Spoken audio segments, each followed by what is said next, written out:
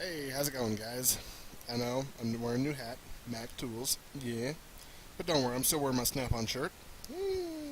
So, anyways, the reason why I decided to go ahead and put the screen capture in this little area down here, mainly because I have hopefully fixed my PC to keep it from overheating. So I'm doing this as kind of a stress test, between video capture, monitor capture, and we're also rendering Unity. I mean, not Unity, but Maya at the same time.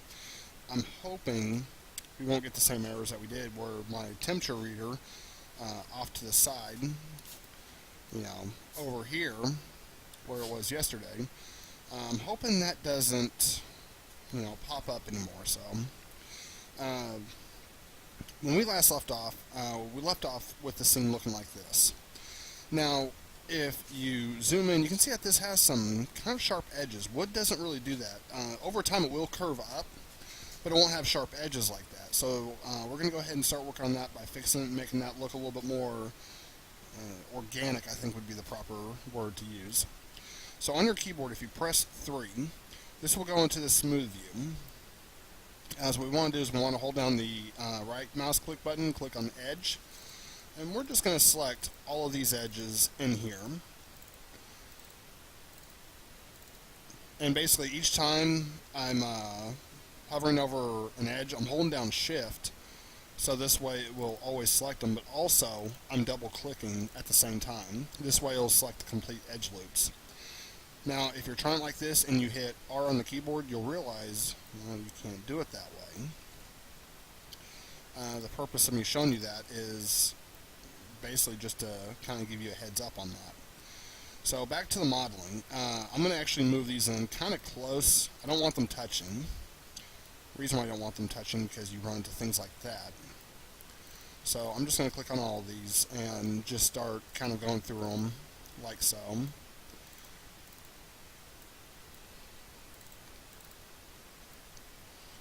Now some of these will have a slight offset. If you do, just press W on the keyboard and you can move them over accordingly to how you need them. So because we press 3, we're actually seeing a smooth preview. As you can see, that actually doesn't look half bad. That looks more organic. If you still think that maybe, that it just doesn't look right, you can always come back in here and you can select all these edge loops. This time you can select them. Because what we'll end up doing is we'll end up moving these up. And see, personally, it looks good, but it doesn't quite look organic enough, so I'm actually going to just move these up just a little bit. To give you an idea how much I moved them, I just hit the undo key, and you can see that right there. That does look a little more organic, but I'm going to move them up just a little bit more. We'll go to object mode, bring these down just a little bit. There we go. So that looks a lot better in my opinion. I'm going to go ahead and select these, press 1, so this way we go back to the normal mode. And what we're going to do is we're actually going to smooth this out. So we'll go to Mesh, scroll down to Smooth. Where are you at? There you are. And done. Now, for game design, if you ever have to model anything, you're going to have to worry about a poly count. And that's what these up here tell me. So if I select this object, I can see that there's 2,064 faces. You're not going to have that whenever you first open the scene. So what you'll need to do is you'll need to go up here to Display. You're going to scroll down to Heads Up Display. You're going to move down where you see Poly Count. You're going to want to make sure that this is checked. If this is checked, this will be up here. So moving on, we have to worry about Poly Count. Poly Count is actually very important when it comes to video games. If an object has too many polygonal faces, it can actually hinder the scene that you're working on. Whether it's too many faces or too large of texture maps, that can actually start killing frame rates, and it can do it really fast. So what we want to do is we want to go back up here to Edge, and I'm just going to select, I guess I'll just select the 2 right here. And once again, each time I select one of these, I'm actually double clicking, so here's the middle. And is what I'm doing, I'm looking for this middle edge, and I'm just clicking the 2 on the outside.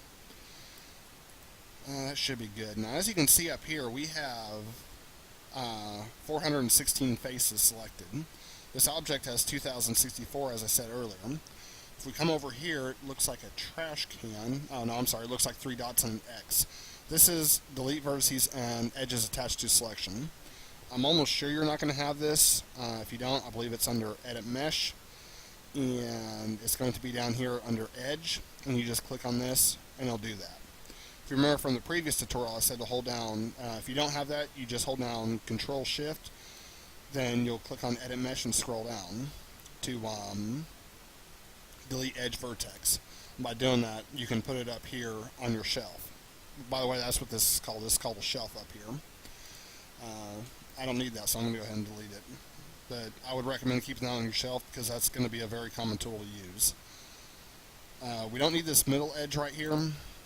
It's just rather unnecessary. So we can go ahead and do the same thing. We can go ahead and delete those edges and vertex. One thing I do want to make note of. If you just press delete on the keyboard, we're at 1648. We're at 1464. Now you're probably thinking, but Jimmy, that's good enough. Well, here's the problem. If you go into vertex, all these vertices are still there. And it will render all those individual vertices. So you want to make sure that whenever you do this, you're actually deleting those. Because as you can see, now those vertices go away. That's why you do not want to just hit delete on the keyboard. If you're selecting a whole object and you hit delete, that's fine. But as far as edges and stuff like that goes, you don't want to do that. You actually want to delete the edges and vertices by using this tool. So, I'm actually going to do this picnic table 2 different ways. We're going to do a cartoon render style. So for those of you who like things like Borderlands or Fortnite, this will give you some, I guess you'd say some inside experience.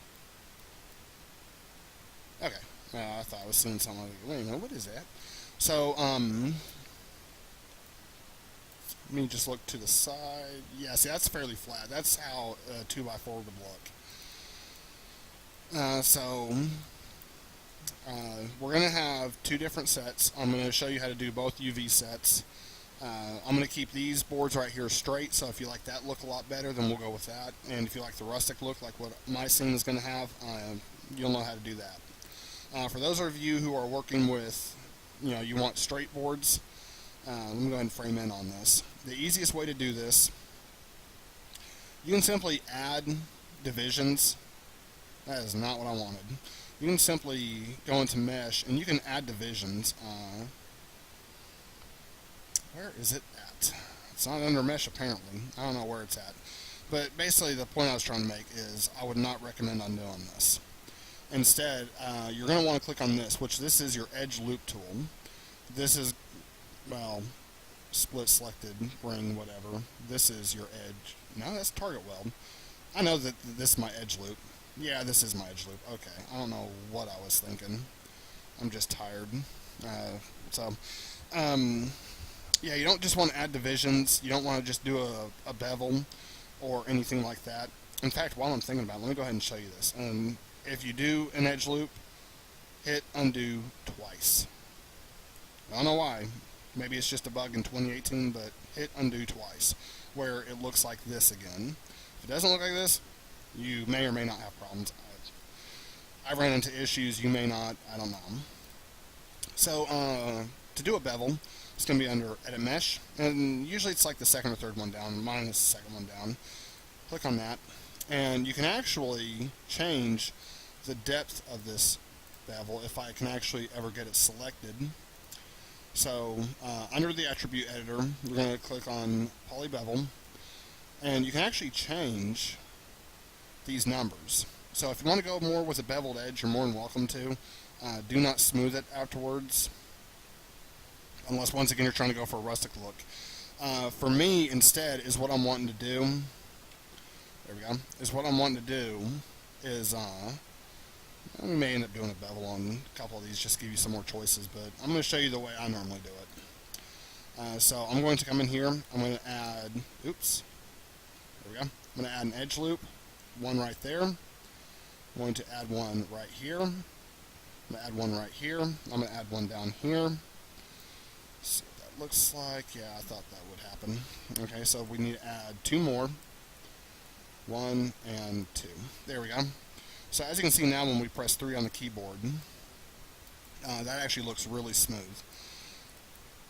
Let me go back in here. I'm going to make sure this edge right here is selected. I'm going to show you this real quickly. So we know this edge loop's actually right here. I'm just going to show you what happens if you move it closer to the edge. When you press 3, you can see that now you're getting sharper angles. So right here, this is kind of a sharp angle. If we move it back about right there where it was, as you can see now, this is more smooth. So the closer these edge loops are to the edge, the sharper you're going to have. Now for wood, after it's cut, whether it's new or old, you're always going to have a sharp end cap. These right here, this is where the wood would normally curve. Those may or may not be. Usually they're kind of smooth, especially if you're going for an old rustic look. If you want something that's a little bit more, I guess you'd say, newer, you just kind of move these out to about here. I'm going to click on this one. I'm going to move these up. Let me go ahead and actually move that bottom one up where it's more uniform. Oh, come on. So I'm just going to move these right about there. There we go. And then lastly, we're going to click on that one. Move this kind of close. We'll press 3. So as you can see, that looks more like a piece of wood, like you'd expect it to look. So I'm going to press 1 on the keyboard. And what we want to do, let's go up to Mesh. We'll go down to Smooth. So now we have this lovely piece of wood. And all we're going to do is we want to delete the center. Boy, I've been coughing a lot lately.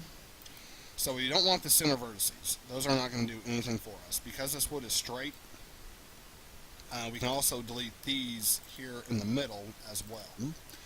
So we'll delete those. So this is all you will be left with. Now you can delete these if you want. That is completely up to you. I'm going to go ahead and delete them just because less polygons. But that's up to you. So what we're going to do is we're going to hit Control D and we're going to move this over.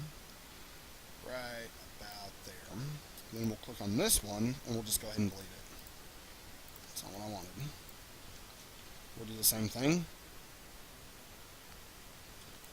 And if you remember, Shift Select will select the exact opposite. So I can go ahead and delete those, and now we're left with that. So that's how you do, smooth new wood versus old rustic wood. Wood. That's a new word. Look it up, y'all. Okay, so, trying to think. I'm trying to think, but I'm not doing a very good job of it. So what I want to do is, I actually want to keep from clicking on this. I'm going to go to... Oh, wait, I'm thinking of Unity. I know there's a way to do this. I'm trying to remember how to do it. Edit, I believe it's... Maybe it's modify. I cannot remember how to do it. Yay.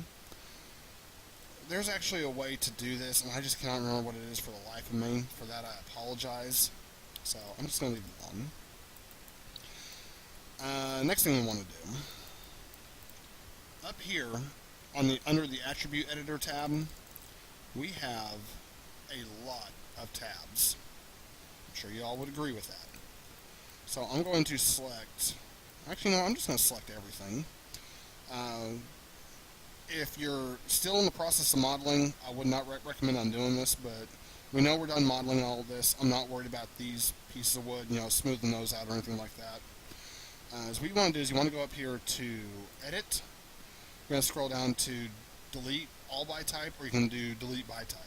Delete by Type will have whatever is selected, and Delete All by Type will be everything in the scene. So most generally, you're going to do Delete by Type, and they're going to click on History. So now if we click on this, you can see we just have Lambert, Initial Shading Group, the P-Cube 15 shape, and P-Cube 15. So the next thing we want to do, I'm actually going to take these four. I'm going to go ahead and combine all these together. So we'll go up to Mesh, and we'll just go ahead and combine. There we go. Let's go ahead and save the scene. Double tap on the spacebar so we're in our top view. So what I want to do now is a wrench. True. I'm going to select right in here inside this edge. I'm going to select right here inside this edge. And I'm going to do the same thing. So I should have both of those selected. And I do. Nope, I don't have these parts selected, so I also need to get these selected. Let me just go into the top view again. I'm going to just barely move this inside where I select these, and I'll do the same here. And once again, I'm holding down Control and Shift. And then I'll come over here. And I'm basically just going to do the same thing. So Control Shift, which I'm still holding down. There we go.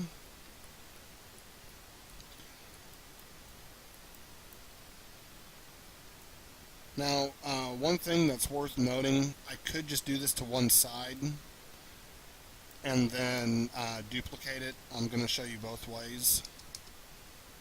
So one of these will actually be the side I duplicate. I just haven't figured out which one yet. So what we want to do is we want to go and set up our UVs. So if you notice, the reason why I was clicking and dragging is I want the top and the bottom selected. So what I want to do now is go into UV. We're going to scroll down to planar. Now, real quickly, automatic mapping. This is what all this is UV texturing and UV mapping. So automatic mapping will set up different planes, I guess you would say. But that can be kind of hard to work with. Then you have best plane, you have camera base, which is basically whatever the camera's looking at. I don't know what these two are. I've never had to use them. Cylindrical map is basically taking, like if you had a can or something like that, a cylindrical map would actually create a map all the way around that polycylinder, so this way you can use whatever image you have to texture it. Planar mapping is basically X, Y, or Z, whatever you have selected in the window that pops up here in just a second. And then you have spherical mapping. That's just as it said. Well, that's just as it sounds. It basically be if you're applying the texture map to a sphere. So we want planar mapping, and don't just click on this. You're actually going to want to click on this box. This box is what will open up the window. If you don't click on that box, it'll just look weird. You'll be like, well, why don't I have this screen? That's why, because you have to click on the box. If you jumped ahead and you clicked on that and not the box, simply hit undo, where you have just the faces, reselected, and then go ahead and click on the box. We'll wait. Okay, we're done waiting. So, fit projection 2. Best plane just basically sets it to whatever usually is selected. I usually do the bounding box because that seems to work the best for me. So project from, this is where this little icon down here comes into play. So x-axis is this highlighted one. This would be going across. We'll do that one next. And then you have y-axis, which is what needs to be selected. This will be up and down. And then z would be these faces right here, where this one's selected and this one. So we want to make sure that's set to y-axis, and insert projection before deformers. That can be fine. The rest of this should be fine, so we'll just hit project. So once again, if you clicked on the box, if you just clicked on it without clicking on the box, this is what you would see. And so what we want to do now is we want to go ahead and go back to, not that, no. I don't know if that kept or not. Let's see, it did keep. Okay, sweet. Alright, so if you're wondering what I was looking at just now whenever I was looking over this way, I actually have two monitors, so I was actually kind of like, looking over there making sure that the faces still had planar map. Let's just continue on. So what I want to do now, I'm going to hold down Control, and I'm just going to Shift Select. I'm going to go back into face. I'm going to hold down Control. I'm going to Shift Select. I'm not too worried about all these faces. I'll get into that later on. So Meh, why not? Yeah, it should be fine. So what we want to do now is we're going to do the same thing. We're going to go into UV, planar, and I'm going to click on X. We'll hit project. Now, normally, you can go ahead and hit project. You don't have to be hesitant anymore. It's okay. Normally, I just tell you to hit apply. If you hit apply, it will not close out the window. If you hit project, it will close out the window. The reason why I'm telling you to keep hitting project, so this way, repetitive motions, you'll remember how to do it a lot easier. And you won't be like, man, what did Jimmy say? Which tutorial video was that? Because I don't know how many of these I'm going to make throughout Full Sail. I have a suspicion it might be a lot. But that's why I keep telling you to just hit project, so this way you get used to having to constantly keep going back to that same menu and you learn where it's at. Side note, that's actually how I learned where it was at. So as what I want to do now, we want to go back to face. I'm going to hold down...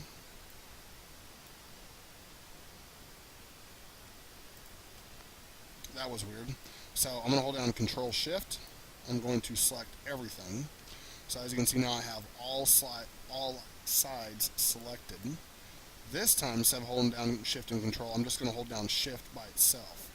I'm going to select everything. That way I'll select my end caps and any other pieces that I may have missed. I know, I said I'd duplicate, but meh. So what we want to do, we'll go back into UV one more time, down to planar. And this time we're going to project from the Z-axis, and this time we can go ahead and project and close it out. I'm not too worried about it. And I'll show you also how to do these.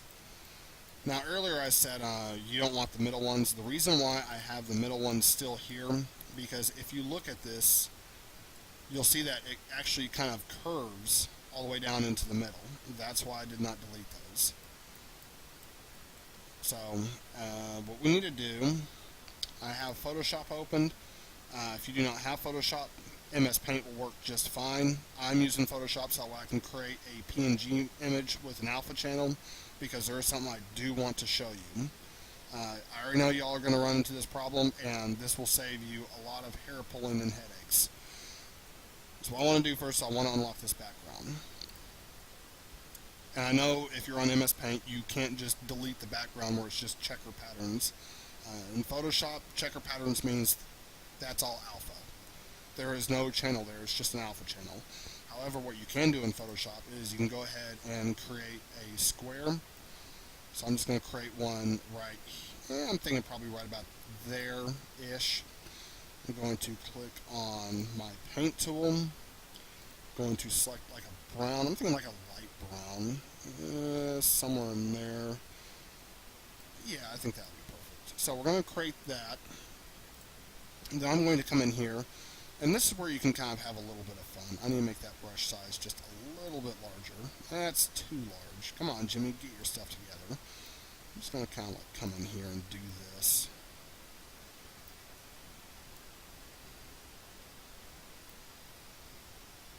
So we got our first piece of wood, kind of.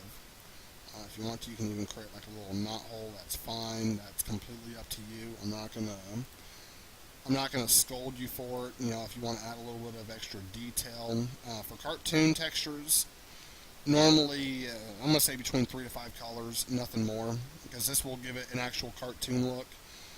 If you want to, you can come in here and add just a little bit more graininess to it. Once again, that's completely up to you. This is your project. You know, you make it however you want. So one thing I do want to say, if we were making this as a repeating texture, you could not do it like this. You'd actually have to do this as an offset. Most of the time, I don't think Photoshop comes with a default. I know I had to set mine up where I can hit Control F, and by doing so you can see that it creates an offset like so, but it only does it within the canvas size. It doesn't do it within a selected range size. But what I want to do now is I actually want to hit Control C, V. So basically I'm just copying this. And this will make sense here in just a second. I'm going to try and line these up the best I can. Right about there. I'm going to do one more. And for those of you who are like, Well, why don't you tell us what size you're working with? That's because I completely forgot to mention. I believe this one's just a 512 by 512 for games. If you're doing like a cartoon game or something like that, it's usually a good size. I'm going up here to image. We go to canvas size. So yeah, mine is 512 by 512. For games, like I said, for cartoon games, sprite-based games, things like that, you usually don't need anything any larger than that. I would say definitely no larger than 1024 by 1024. If you're working on a real high-end game like Doom 2, there's a few Unreal games that are coming out that look photorealistic. You're going to want a much higher texture resolution. When I say much higher, I don't mean like 10,000 by 20,000. That is absurd. When I say much higher, I'm going to say like on the low end 1024. On the high end, you're probably going to want something around 1600 by 1600. It really just depends on what kind of game it is, what kind of project it is, how many polygonal faces are going to be rendered, what type of textures are used, things like that. So down here, this is where our end caps will be. Once again, we'll just kind of click right here, and we'll create a little box. And I know these are the same. You're probably wondering, well, why didn't you just create a small one? I'm going to actually end up changing these up.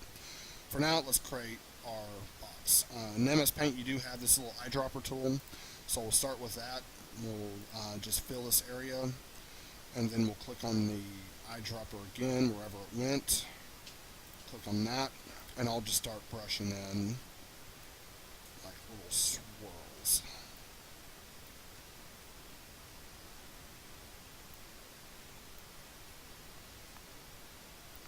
There we go. And I'm actually going to come in here and add this in. If you're in Photoshop like I am, and you're wondering why I'm doing this green selection, or even if you're not in Photoshop and you're wondering why I'm doing it, this actually allows me to bring the brush out here. And let's say I misstroke. I'm actually clicking down right now, and nothing's happening because it's outside the selected range. That's why I keep creating these little boxes. So you can just kind of like come in here and like create these little random lines like so. You don't have to get too crazy with it, but once again, if you want to get crazy, it is your project. I encourage you to do the absolute best job that you can do, of what you're capable of doing, which is why I'm showing you all these little things, these tutorial videos. So this way, y'all will have the proper tools needed. Oh, that's way too slow. Y'all will have the proper tools needed to be able to make a really good scene. So what I'm going to do is I'm actually going to click on both of these layers. I did not realize I was part of the same layer. Oh no. That's okay. Control C. Actually, I'm just going to hit Control D. I have mine set to duplicate automatically, so it's okay. There we go. The end caps I'll probably end up keeping the same. I haven't decided yet. If you want, you can just simply... let me go ahead and merge all these layers together because it's starting to get a little ridiculous. Let's see, merge layers. There we go. If you want to add a little bit of extra detail, like to different end caps, you can. Just kind of like something like so.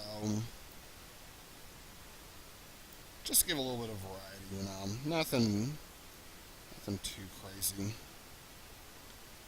As you can see, I'm being kind of like lazy right now.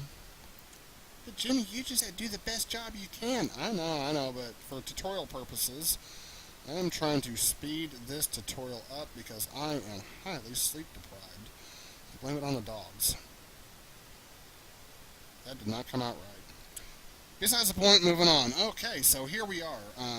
What we can do, I'm actually going to take this little sliver, and I'm going to Control CV. Just going to move this up, probably something right about here. Control V. And this one, I'm actually going to flip it. You'll have to rotate it 180 degrees. I can actually flip it vertically. Well, actually, I think Photoshop has an option to flip it vertically if I'm thinking right, which I may not be. Okay, so now right here we have the sharp point. All I'm going to do is I'm just going to click on this eyedropper tool. I'm going to come in here to my brush tool. I'm actually going to make this just a little bit wider. Smooth that out like so. There we go. So, it looks beautiful. Now, there are several things you can do. You don't just have to flip and rotate and do things like that. You can always just come in here and add more like little knots and stuff. Simple things like that. I'm just showing you different options. You don't have to do it the Jimmy way. You can do this however you want. This is your project. I encourage you, please, please, please, put some effort into this. Please. Okay. Lastly, this is going to be applied to both the seats and the top. So I am going to have a slight rustic look to this. For this one, I'm actually going to add some cracks, like so. And then I'm going to come down here. I'm actually going to drop the size down. So this way I can come out here. Just kind of, do something like that. And one thing that is worth noting, if you notice, I'm not just doing this. The reason why, because I'm actually just trying to kind of follow these contour lines.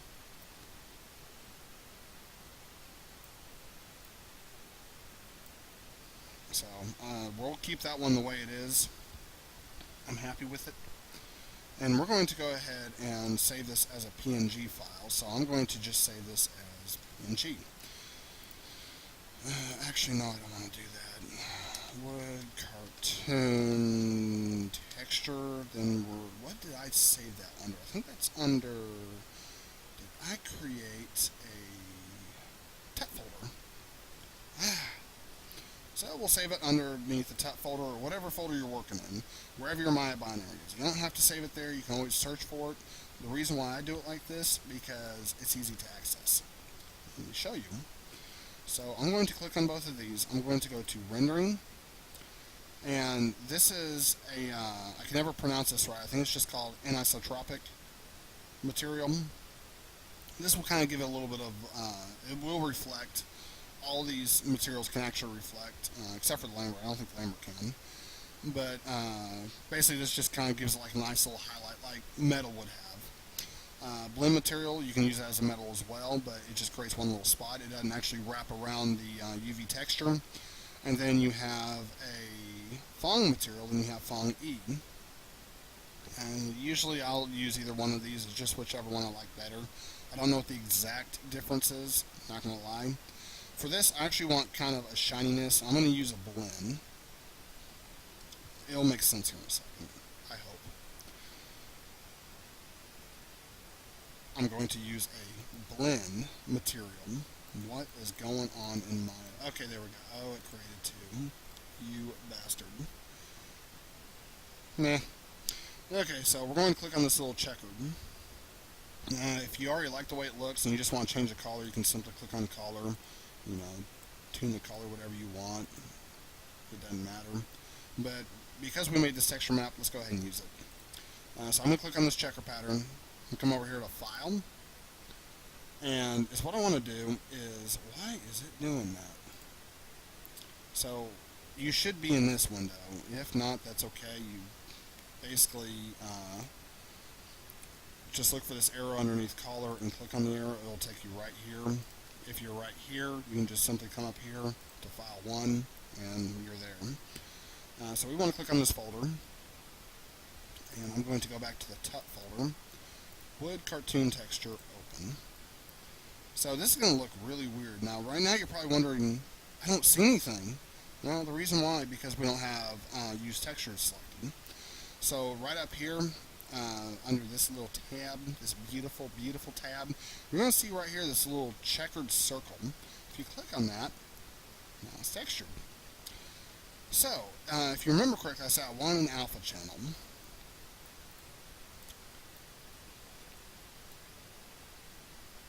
This is why I want an alpha channel. Right now, some of you are probably wondering, what is going... Am I seeing this right? Is my monitor playing tricks? No, your monitor is not playing tricks on you. What's going on is, because there's an alpha channel, Maya actually has a transparency layer attached to the texture itself. So to fix this, what we need to do is we need to come up here to Windows. We're going to scroll down to Rendering Editors. We'll scroll over here to Hypershade. Let me move this window over here so you can see what I'm doing. For some odd reason, it created two blends because I clicked on it twice and it never loaded, so I don't know. So whenever you have this selected, you're going to hold down the right click mouse button, and you're going to come down here where it says Graph Network. Now this will show you your entire material, like how all the nodes are connected and everything. And a node is simply these little arrows, like so. So we see that there's this arrow coming down to transparency. So what we want to do is we want to click on that arrow and hit delete. Or just off click here in the gray space, whichever one. The delete didn't work for me, so I just clicked over here and it just went away. Now you can see that this texture has changed. And this is kind of important because now you can see this has changed. That looks more like what we want. Now I'm sure some of you are like, but it still looks weird.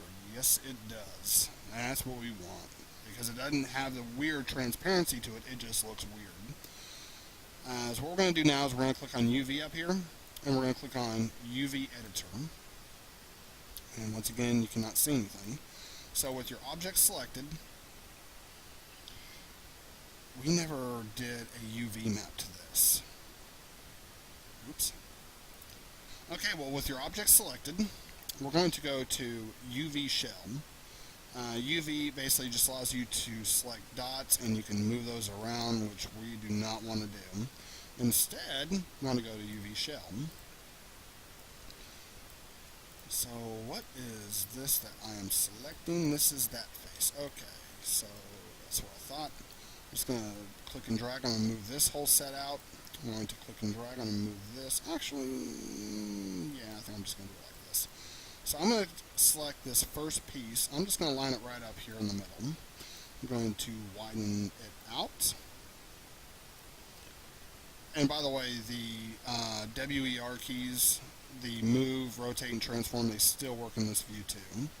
The biggest thing you want to do is just make sure you are within the texture map, and I am. So what I want to do now is I actually want to scale it down on the Y. I'm just going to move this up. There we go. So with that one like that, if we come over here and look, we can see that now, there we go. We can see that now that this is properly textured. For this, let's go into UV. We'll click on UV Shell. We'll click on that. Wait a minute. That was the wrong... Oh, okay, I see what's going on. Now you can apply this one to any one of these that you want. I'm just kind of throwing this in here because why not? There we go. And so this will give you your grain look. And of course, you click on, you go back to UV Shell and click on this. And you'd basically just do the same thing over where you just kind of like move this over. And of course it would select just that tab, so that's okay. I'll just move it. Just move it real quick so y'all can get an idea how to do this. I'm going to move it down right about there. I'm going to move this up. So if you want to, you can also just kind of like create, or not create, but you can just kind of scale this down and move it over here. So that's how you do the cartoon texture. So it's pretty easy.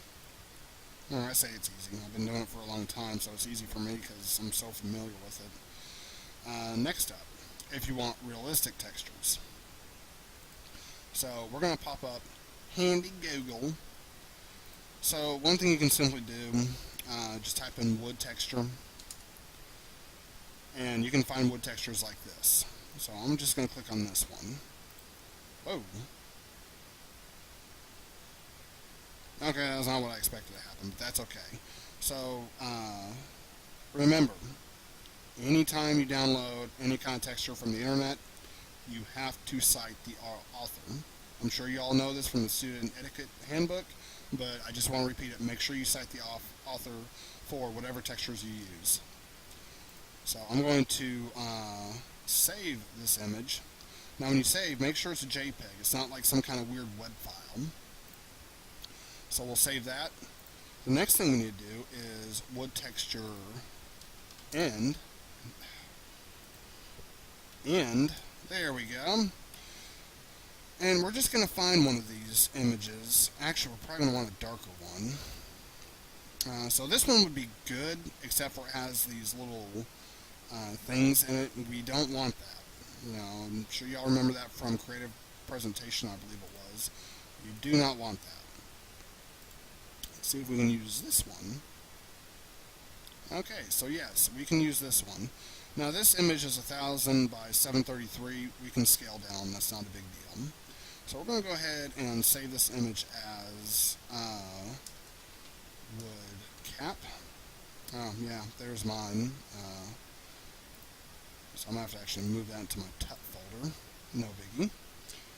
Let me go ahead and do that real quick. I'll just come in here to desktop, come down here to picnic table, wood dark. Here it is, Control C. Go and minimize that. Come back up here. AI Suite. Where did that?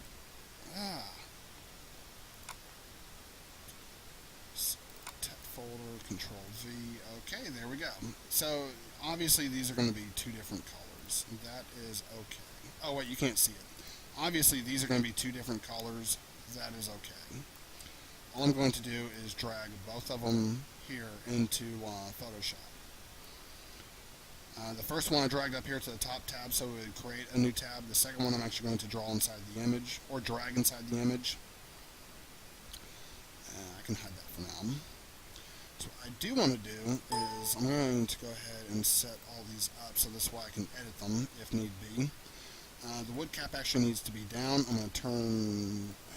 Let's see, let me think how I want to do this. I'm going to go ahead and duplicate this layer, and that way I can turn that off. I can click back on this layer. I can select this region, delete it, so this way I can see through it. Then I can click on this one. Here we go. Oh, I'm going to minimize. There we go. That's better. Okay, so the reason why I'm doing that, so this way I can try to match this color with this color. It doesn't have to be exact. It just has to be close. So I'm going to come down here to, where is it, color balance. There we go. Actually, the first thing I probably need to do is I need to go in here to levels. I need to change the levels up. So I'm just going to, oops, wrong way. Let's give the grain a little bit more detail. There we go. So now is what I want to do is come in here to hue and saturation. You can do it through colors too. I just choose not to. I know it's going to be around here. Where are you at? There you are. Make this darker. Bring the saturation down. There we go. So once we have done that, I can go and turn that off. And what I need to do is I actually just need to take different slivers of this. Before I even start messing with this, I actually need to go ahead and merge all these layers. Why did it do that? Why? There we go. Let's go ahead and merge layers. There we go. So now this matches this, or it closely matches it. Like I said, it doesn't have to be exact. It just has to be close. So what I want to do, I'm going to take different areas of this, like so. Control C, Control V. It helps if you have the layer selected. Control V, Control C, Control V. There we go. Blah. I'm just going to select different regions like so. Control C, Control V. And I'll select this one. Control C, Control V. And I'm going to select one more. Control C, Control V. There we go. So I can go and turn that off. Now I have all these different layers. Those over. I can live with that. Let me go ahead and just move these down to about here. One thing I do want to make note of, if you notice, I'm actually kind of like leaving a space between all of these. I actually do that for a reason. One, so I can keep an alpha channel if I need it, and the other reason because it makes it so much easier to line up the textures. When you actually get into the hardcore game design, like if you're in game art, you do not want to do this. You want to use up every pixel you possibly can for an image map, because the less maps you have, the better the rendering. Save the frames. So now what I want to do is I actually want to go ahead and just select all of these. I'm going to hit Control T. You won't be able to do this in Paint. You can scale it, but I mean, you're going to lose quality. Oh, Oh, Jimmy, you did not select. Okay. That is my fault, y'all. I need to come here, click on, make sure all these layers are selected so I can transform them. Move those down to, I'm going to say right about there. That should be good. So is what I want to do is actually start moving these out and setting them all accordingly. So I'm just going to move that. Actually, before I do that, I'm going to go ahead and just start moving all these into place. That one there. Line up, will ya? There we go. That one there, move that one there. I'm going to move this one over just a few more pixels. Next thing I want to do is select this and there we go. Oh, come on. Why would you do this to me?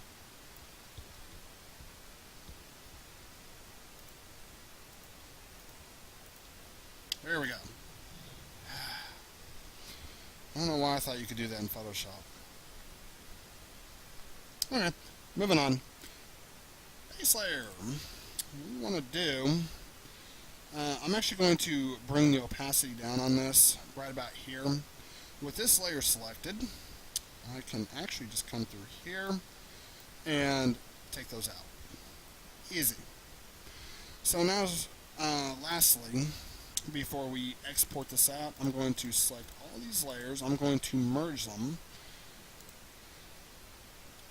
Before I merge them, I actually need to bring the opacity up on this.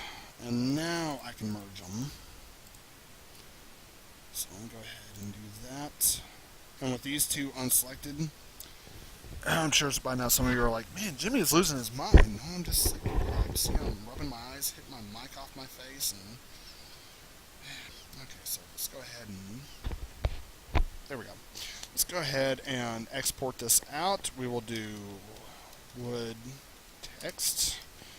Come up here into Maya. And, well, you know, we already have,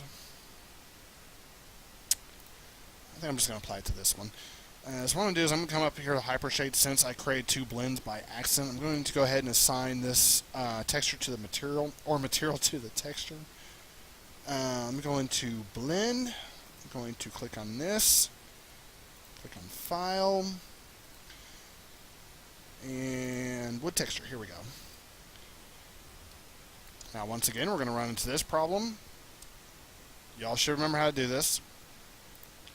Come up here, blend one, graph network, come here, just get rid of that. There we go.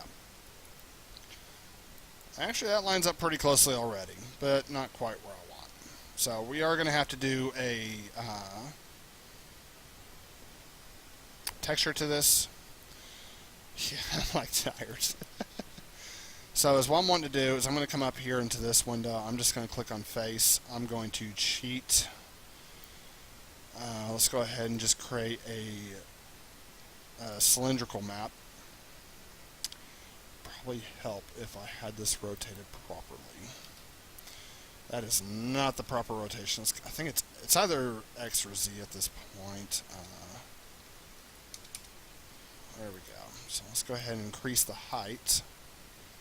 And we need to make that where it wraps all the way around anyways. So let's go ahead and increase the height.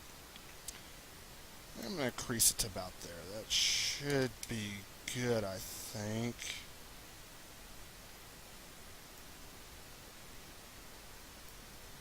Wrong one. Projection height, let's just say 12. Make it even number. Okay, there we go. So we'll come up here into the UV editor. Okay. Face. All the faces are still selected. This is where we hold down Shift. Select everything else. We'll go to UV. Planar. So I have it select on the Z-axis, so we're good. Beautimous. Okay, let's go into the UV editor. So what I want to do right now is I actually want to move all of these out of the way, so this way I have just these selected. And you know what? Let's just start working with this. Everything's fine.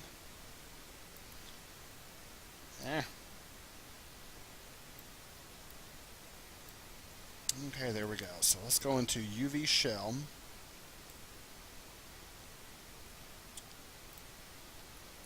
This is where we start having fun.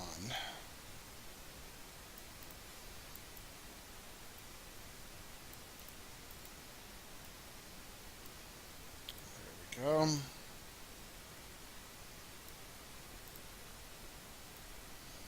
All I'm doing is just trying to keep these inside the black lines. Nothing really past that. Normally is what I would do, like the way I did mine, I actually created UV maps all the way around. I'm just electing not to do that. I would recommend you doing that just so it gives it a little bit more of a realistic look, and you'll see exactly what I'm talking about. Oh, come on. You'll see exactly what I'm talking about here in just a second.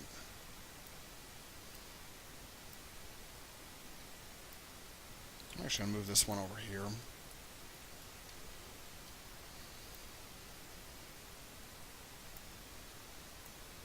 There we go. Let's go and take a look at it real quick. Yeah, so here is why I don't like doing it this way. I was actually really worried about that. So, kind of sucks.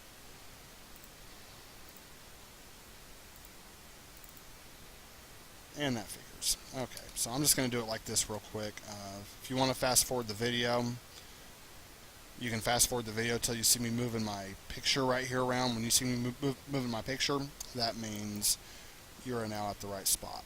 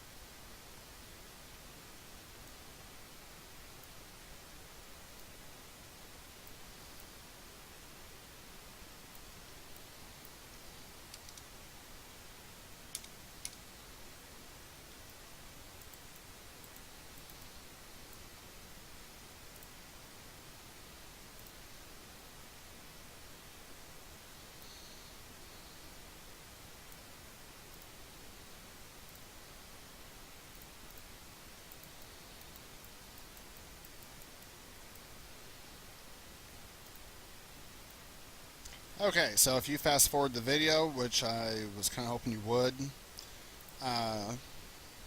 you saw me moving my picture, which means I'm done doing the whatever I was doing. So, so what we want to do now, we'll go ahead and start moving all these out.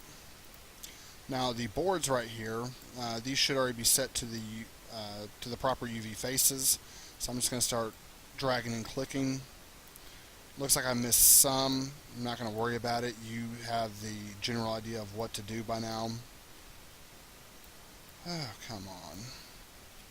My computer is hating me. I'm actually going to go ahead and select all these. This way I can go ahead and scale them all down where they need to be. Let's move that there.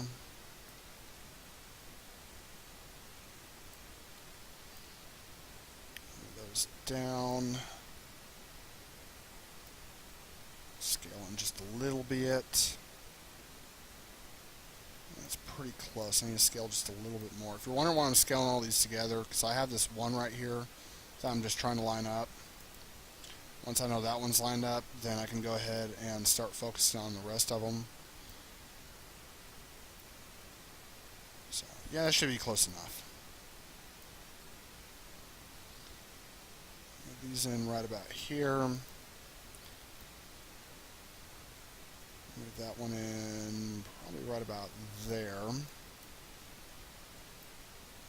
this one probably right about here-ish. There we go. We'll move that one right about here. Move it a bit more centered.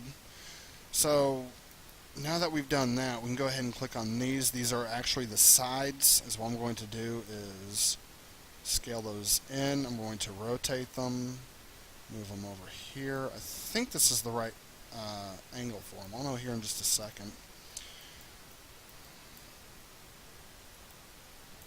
Oh yes, that's exactly what I want. Okay, good. Yay! Scale them down, scale them in, well, not scale, translate them up, move them over here, scale them in just a little bit more, move them out here, that's about where I want, UV. Oh, this is where I am going to change it. I just went to the UV, so that's why I can select the individual UVs. Going to make these flat, hold down Shift select, not these, do that. I'm going to hold down Shift select again, select all of those, scale them in, move these over, right about there. And then we'll scale these down, select all of these, and we're just going to move them in. You can move them wherever you want. I'm actually going to move them right about here where it's just a little bit darker. Scale these in just a little bit more, minimize the window. Oh yeah, that looks good. I'm happy with that. Now I know some of y'all might see this. Simply go into UV shell. Let's go ahead and see what's causing this error, shall we? Back up here to UV. So this UV shell is what's going on. Is actually I actually have extra face. If we click on both of these, we can actually come in here to hypershape. Not hypershape. Come on, Jimmy. Come in here so we can see exactly what's going on here. Basically, I goofed whenever I selected the side edges. You can apply another texture map to those through the x-axis. I'm going to let you do that. You should know how by now. So is what I want to do now is come in here, object mode. Let's go ahead and check the tops of this. The tops look great. I'm actually really happy with that. So now we have to do is just do the end caps real quick. So let's go ahead and do this. Come in here to the UV. And all I'm going to do, I'm actually going to, I don't want to do it like that though. So I'm not going to. I'm just going to go and select these. I'm going to scale them down and place them accordingly. So I'm going to select this one. I'm just going to move it here. Select this one. Now, when I say one, I'm actually selecting two at a time. That's why I keep clicking and dragging, because if I just select one of these and try to move it, you'll realize there's another one there. And that's because it's actually, selecting the front and back. But that's why it's doing that, because it's selecting the front of the wood and also the back of the caps as well. Now the reason why I made these a little bit larger, because you can actually move these and kind of offset them. It's not really super important to do, but it is a nice little detail. So if someone's trying to look for, there we go. Let's go ahead and save it real quick. So if someone's actually trying to look for like little variations, something like that, then they can be like, oh, well, here's where they repeat. This way it doesn't look like anything repeats. It actually has a nice look to it, something that's more organic. So the blend material, you're not going to see a whole lot on this unless you're like looking right at it. This one you're going to see it a lot more. So this is where we start messing with everything. First thing I want to do is bring down the spectacular color. We do not want reflectivity. We're going to bring this up some. Let's go ahead and bring the spectacular roll-off down. Now right now you're probably like, well, it's not changing a whole lot right here. I'm not really looking at that. I'm actually looking up here. If you notice, by changing this, yeah, you can see some changes up here, but go ahead and bring this up. You know what would be even better than a blend? A Phong. I think a Phong would be much better. This is what I was saying before about how I don't know what the specific differences are, but if you come up here, now we can see the shader material. We can also see it on here on the wood reflecting. We want to make sure reflectivity is still set down to 0. Coasting power, we're going to bring that down just a little bit. I actually want to bring this up right about here. We're going to change this We're going to change this to a more brown look. Some kind of like this, and then we'll bring this back up to white. So I'll bring this up just a little bit more. Let's go and see what it looks like whenever we render. Before we render, let's go and hit Control S. We'll go ahead and save the scene. Up here, these are the render. This tab right here is the render settings, and that actually popped up on the screen. I was hoping it would. So we're rendering perspective on your image size.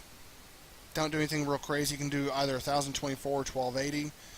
If you're running a high definition, you can go ahead and run a 1280. If you're running full screen monitors, just do the full 1024. I wouldn't push it too hard, but considering most of y'all are going to be on your ZBooks, have fun with it. You're not going to see anything too spectacular because everything's still set to Maya software and it's under low quality. So we'll just change this to production quality, just something real quickly.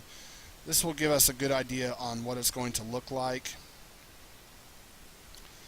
So that's decent. Looks like we missed a small spot, small little sliver right there. So that's actually really easy to fix, no biggie. But for now, the wood looks fine. You know how to fix that. You know what to look for. I'm going to leave that up to you. Doing the legs are basically going to be the same process, where all we do is just come in here, we do the planar mapping, and then we assign the UVs like so, and that's how you do that. So, as I said, I'm not going to focus on everything. I just want to show you the two different ways you can do it, how to make a cartoon look, how to make a realistic look. Next, to do a fence, it's a very, very similar process. I gotta take a swig. For all those of you who are wondering, my drink of choice is half Diet Coke, half Dr. Pepper. This way I can still be on a diet while enjoying something sweet, and also I can eat regular cake. Okay, back to the tutorial.